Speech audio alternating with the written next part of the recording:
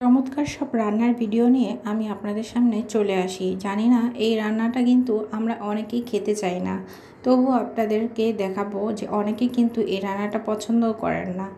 আমি আজকে আপনাদের যেভাবে দেখাবো আসলে এইভাবে এই রান্নাটা করে খেলে আঙ্গুল চেটে আপনাদের খেতে ইচ্ছে করবে। আমি অবভিয়াসলি আপনাদেরকে বলে দিচ্ছি, এই যে এটা হচ্ছে কচু শাকের নিচের যে অংশটা গোড়া, সেইটার অংশটা এইভাবে করে কেটে নিয়েছে আমার শাশুড়ি মা। আর হচ্ছে এখানে লবণ আর হলুদ দিয়ে এইভাবে ভেজে নিচ্ছি। আর এগুলি কিন্তু ভেজে ভাত দিয়েও খেতে ভীষণ ভালো লাগে মরিচ দিয়ে।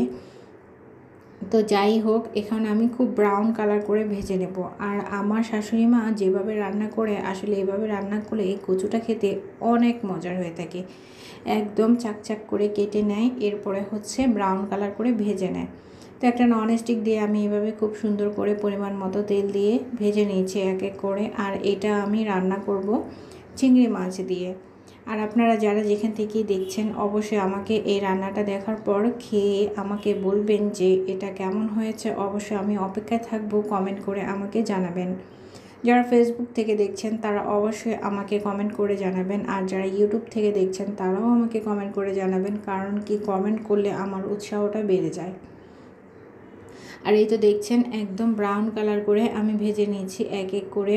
একটু সময় ধরে ভাজতে হবে, কারণ ভাজাটা ভালো হলে স্মেলটা অনেক সুন্দর হয় আর কালারটাও খুব সুন্দর আসে। তাই একটু ধৈর্য ধারণ করে আপনারা ভাজবেন। আর এটা অবশ্যই একটু লেবু দিয়ে খাবেন, লেবু দিয়ে খেলে খুবই মজার হয় এই তরকারিটা। আমি আপনাদের রিকোয়েস্ট করব, আমার শাশুড়ি মা ঠিক যেভাবে রান্না করে এই রান্নাগুলো আমি প্রতিনিয়ত আপনাদের সামনে সবসময় শেয়ার করি, যে মা ঠিক যেভাবে রান্না করে ওই রান্নাটা আসলে অনেক মজার হয়ে থাকে। এই জন্যই আমি আপনাদের সামনে অনেক অনেক রান্নার ভিডিও এরকম নিয়ে আসি, এবং আপনারা যারা প্রতিনিয়ত আমার ভিডিওগুলো দেখে থাকেন তারা অবশ্যই জানেন যে মা ঠিক কীভাবে রান্না করে। তো বন্ধুরা দেখতে পাচ্ছেন এখন আমি খুব সুন্দর করে ভেজে ভেজে ব্রাউন কালার করে উঠিয়ে নিচ্ছি। আর একদমই খুব সুন্দর একটা কালার আসছে, তো দেখতে পাচ্ছেন বন্ধুরা।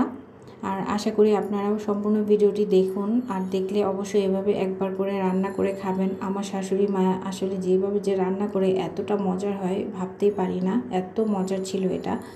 আসলে এই জিনিসটা আমরা অনেকেই খেতে চাই না, গলা ধরে এই কারণে, তো গলা চুলকায় অনেকের, তো অনেকের এই অ্যালার্জি, এই কারণে খেতে চায় না। তো আমি বলবো না, অবশ্যই আপনারা এইভাবে খাবেন। আর সেই সাথে হচ্ছে আমি চিংড়ি মাছগুলোও খুব সুন্দর করে ভেজে নিচ্ছি এক এক করে।